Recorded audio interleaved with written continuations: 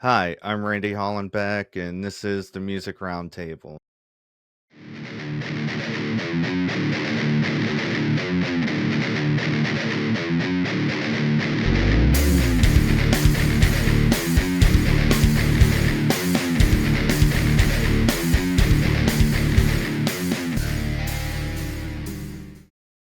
Today on the show, we have singer-songwriter Morgan Erina.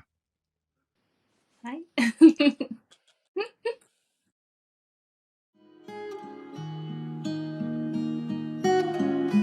Baby, what you gonna do with the monsters in your head? Baby, what you gonna do? Just go to bed instead of hey, hey, hey, you're okay. And I will know, hey, hey, hey, you're okay. And I will know. I just wanted to start out by digging into some history. What got you into music and playing the guitar? So, what got me into music was, I think, my family, really. They always listened to folk music. They would put on folk records, Joan Baez, Bob Dylan, that kind of stuff. And then I got put into piano lessons when I was really young, and I did that for a few years. Dabbled in a little violin as well. And then it wasn't until middle school when I saw someone playing guitar. This guy that I had a crush on, right? And I saw him playing guitar, and then I totally forgot about my crush, and I was like, "What is he playing? Like, what is that?" I was like enamored by this guitar. So yeah, then my parents luckily got me a guitar, and the rest is history. What are some of your musical influences? Definitely the Cranberries. I would say they're my top influence. I think I like to say that Dolores was my vocal teacher, just because I have harmonies to all their songs, so she kind of taught me how to sing. Also, Sinead O'Connor as well, and then a lot of the folk stuff. Joan Baez was a big one, in terms of like how I play and what I play. Like I play more like softer kind of melodic stuff, but I also, I mean, I was a huge goth head back in the day. So I think maybe a lot of my lyrics stem from a darker place, and it's all kind of intertwines like that. So yeah, but definitely the Cranberries. Okay. And you mentioned the Cranberries, and Dolores does use little tricks with her voice and stuff. Is that what really drawn you to her? I think so. I mean, I saw her. Okay, when did I first see her? I saw her on the show Charmed. Do you remember that show? And they had that club where they would have musicians play, and and this was back when Charmed was live, on TV, right? Um, so I saw her there, and it was her whole persona and her short hair. I really liked the pixie cut, and I don't know, I was just enamored. Just her voice, how strong it was, but how it did it went from strong to soft, in the same sentence. So I don't know. And then I just got all her records and was obsessed.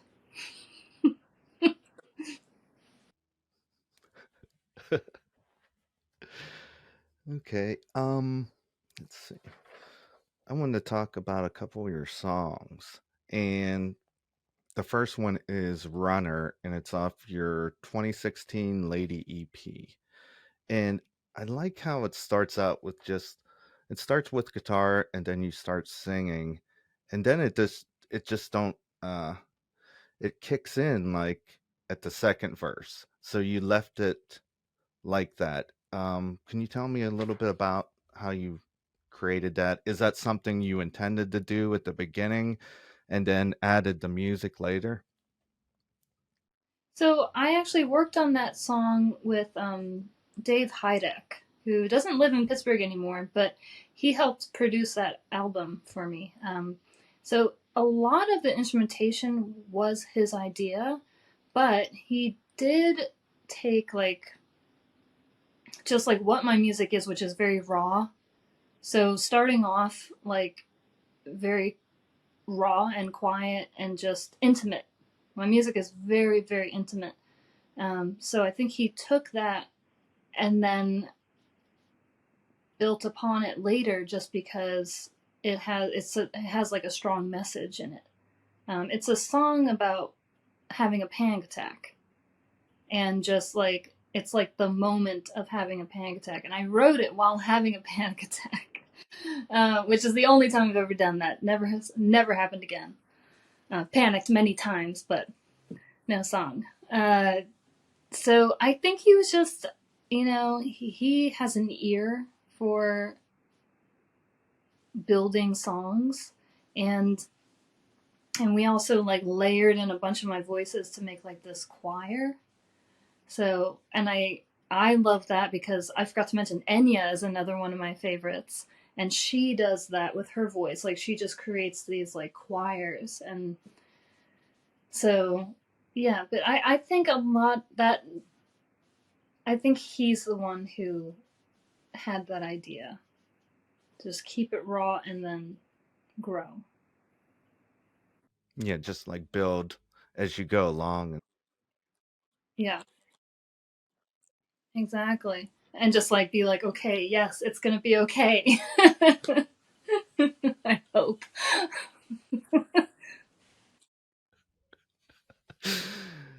Did you do that on purpose to get into the song while you were having a panic attack?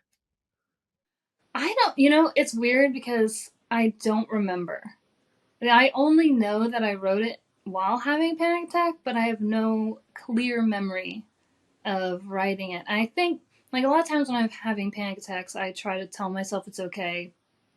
You know, not necessarily like lying to myself, but like just being like in this moment, like it's okay, like nothing's wrong. Like, so I think, yeah, I was trying to speak to myself. And then a lot of times, if I'm feeling anxiety or panic, like it'll help to think about others. So in the song, and a lot of times when I'm singing it live, I think about anyone else who may be having anxiety issues. So, because I know that makes me feel less alone. Yeah, knowing other people panic. But yeah, I think it's a little bit of both.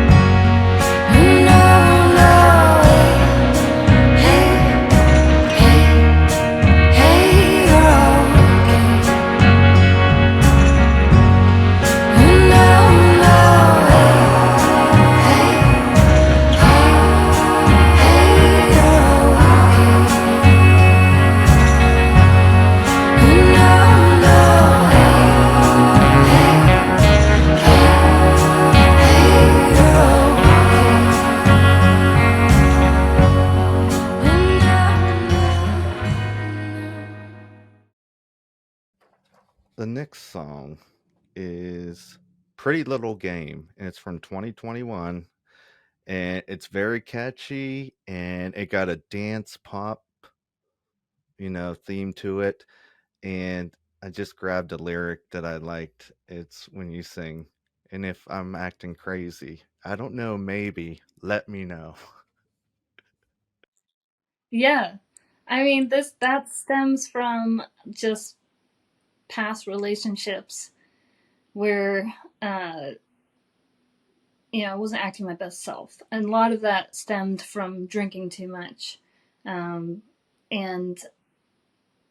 now that I don't drink, it's kind of like I looked back on that and was like, yeah, if I'm acting nuts, like if I'm acting odd, it's like, just let me know because I don't want to act that way, because that's not me. It's something's wrong. so, so yeah, that is so true.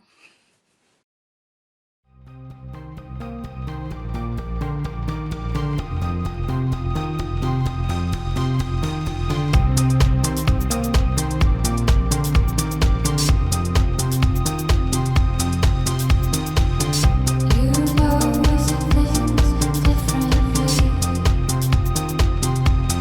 Just 'cause I'm a table doesn't mean I'm not able to speak. And if I'm acting crazy, I don't know, maybe let me know. It's all the same, it's pretty little game, oh let me go. Let me go.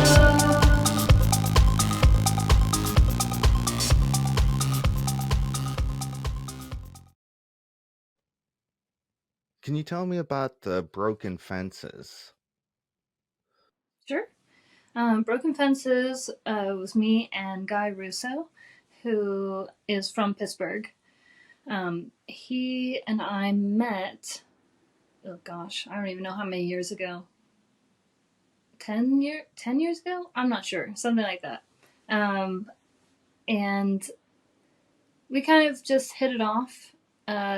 We started hanging out and playing music right away, really. I would go over to his place and show him some songs, and he would harmonize on them. And eventually, I mean, even though we were starting to date, uh, it really went hand in hand. Like the music was never like we weren't dating and then was like, oh, you know what, let's start a band. It just kind of like all melded together.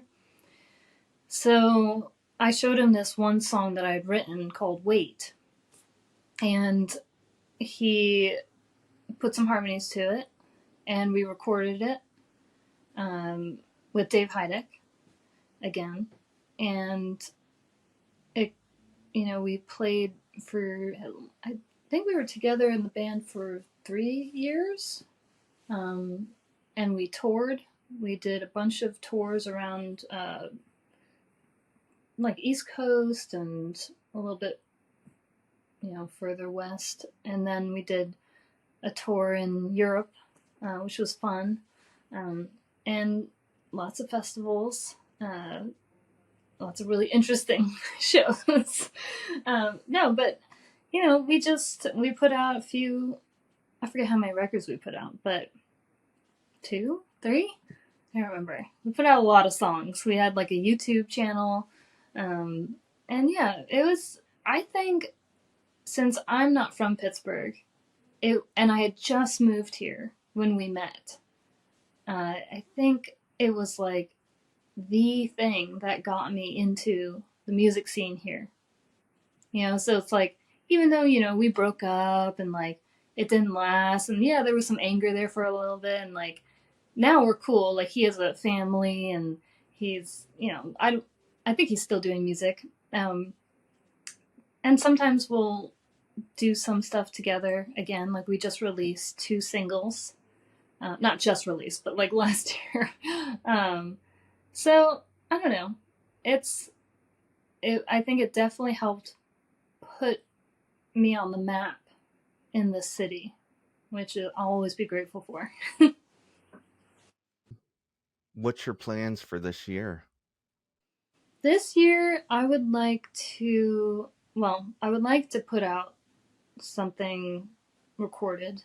If not an album or an EP, though I just recorded a single with someone, not one of my songs, but like a cover, and he said that people are really more into singles these days, like not really whole albums. So I think I might do that, like just put out a bunch of singles. And I see like a lot of my friends doing that too, where it's, maybe that's just the way to go, and then put it on Spotify and iTunes, whatever. Um, so yeah, I think I want to do that, and then on my own time, like I would love to record. I'm kind of dabbling in another electronic album as well, and those I do at home, recorded by myself. So it's kind of like my project that I just get to like disappear into. Whereas singles, it's a little bit more work. So I think I want to do that. I'm playing a lot more shows, but I think I want to maybe scale back a little bit just to like focus on more recording. So yeah, I think that's where I'm headed. Also, I potentially have ideas to start a band. It's in the works. And you got Millvale Music Festival coming up. I have Millvale this Friday. Yeah. What time and where are you playing at? I'm playing at the Maple Leaf at 7:10, 10ish. Do you got any like surprises in the set list? My friend Deb is gonna sing with me on Runner. Actually, she does some pretty nice harmonies on that song, so she's gonna be my guest. Other than that, I haven't really thought about what I'm gonna play. To be honest, I have to figure that out. Um, yeah, I'm not sure. I mean, do I want to go like super dark, or do I want to keep it light? It's like there's so many options. So I have to think.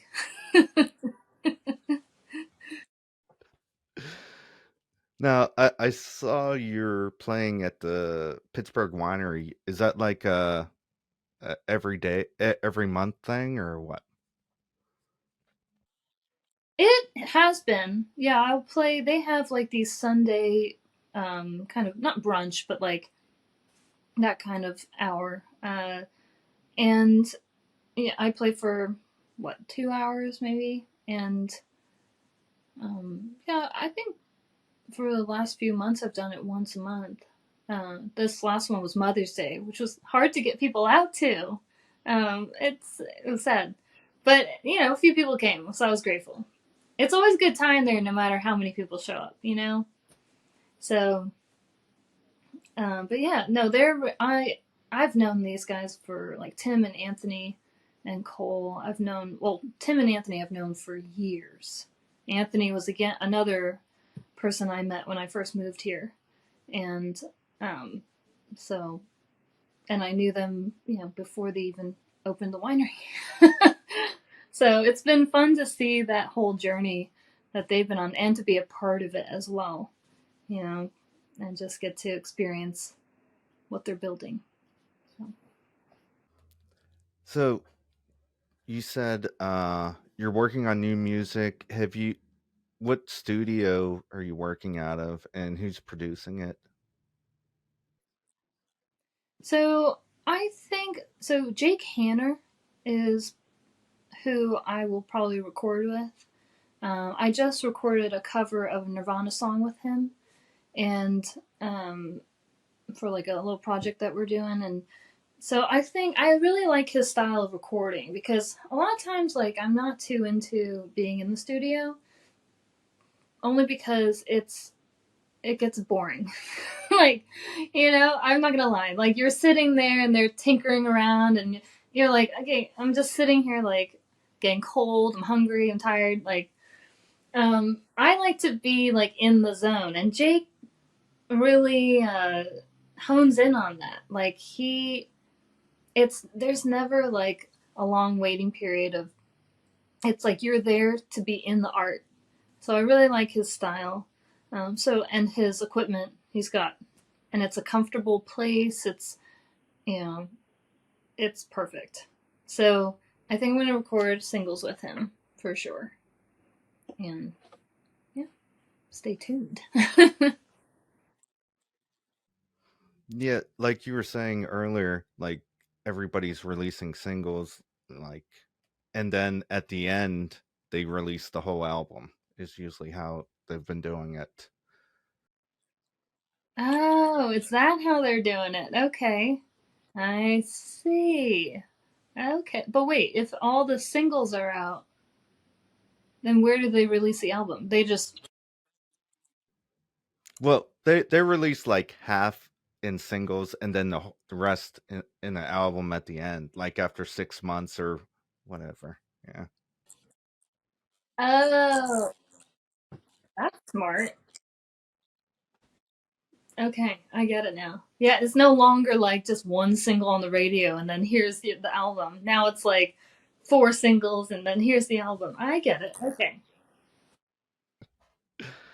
Okay. How can we get a hold of you? Facebook, Instagram? Um, I am on Facebook a little bit, but I'm more on Instagram. I would say I update that one much more than Facebook. I don't know why. It's just it feels like a not safer place to be.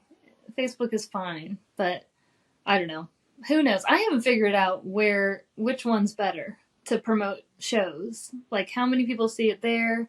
I don't know. Do more people see it on Instagram? I don't know. You know, I have no idea. That's all the questions I have. Thanks for coming on the show today. Is there anything else you'd like to add? Thanks for having me. No, I'm just excited to be here. And where are you playing at again for Millvale? Where am I playing? I'm playing at the Maple Leaf, and I'm playing at 7:10 on Friday. Yes, Friday.